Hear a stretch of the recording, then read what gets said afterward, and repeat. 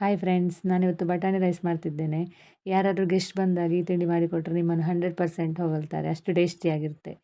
ಮೊದಲಿಗೆ ಬಟಾಣಿ ಕೋಡ್ನಿಂದ ಬಟಾಣಿಯನ್ನು ಸಪ್ರೇಟ್ ಮಾಡಿ ನೀರಿನಲ್ಲಿ ಹಾಕಿ ವಾಶ್ ಮಾಡಬೇಕು. ಇವತ್ತು ನಮ್ಮ ಮನೆಯಲ್ಲಿ ಅಮ್ಮ ನೆಟ್ಟ ಗಿಡದಲ್ಲಿ ಸ್ವಲ್ಪ ಮಿಂಟ್ ಲೀವ್ಸ್ ಹಾಗೂ ಹಸಿಮೆಣಸು ಸಿಕ್ಕಿದೆ, ಅದನ್ನು ಹಾಕಿ ಯಮ್ಮಿ ಬಟಾಣಿ ರೈಸ್ ಮಾಡೋಣ.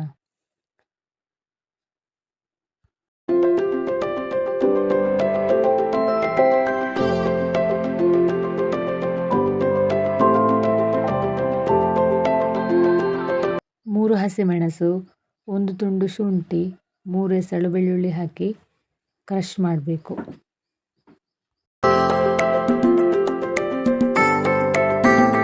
ಈ ತಿಂಡಿ ಮಾಡಲಿಕ್ಕೆ ತುಂಬ ಸುಲಭ ಹಾಗೂ ಮಕ್ಕಳಿಗಂತೂ ಈ ತಿಂಡಿ ತುಂಬ ಇಷ್ಟ ಆಗ್ತದೆ.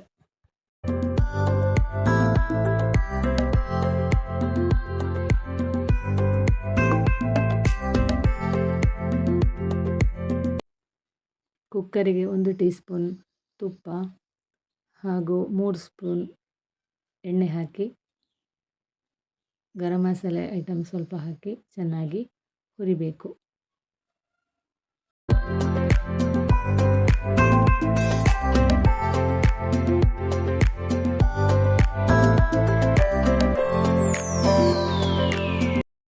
ಒಂದು ದೊಡ್ಡ ಈರುಳ್ಳಿ ಸಣ್ಣಕ್ಕೆ ಸ್ಲೈಸ್ ಮಾಡಿ ಹಾಕಿ ಫ್ರೈ ಮಾಡಬೇಕು.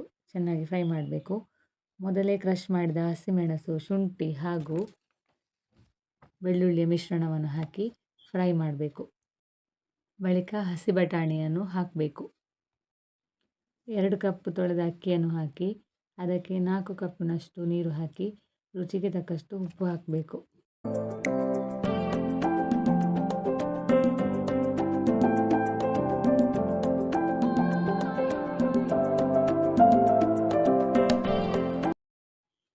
ಕೊನೆಯಲ್ಲಿ ಪುದೀನ ಎಲೆಯನ್ನು ಹಾಕಿ 1 ವಿಶಿಲ್ ಹಾಕಿದರೆ ಬಿಸಿ ಬಿಸಿಯಾದ ಬಟಾಣಿ ರೈಸ್ ಸವಿಯಲು ಸಿದ್ಧ.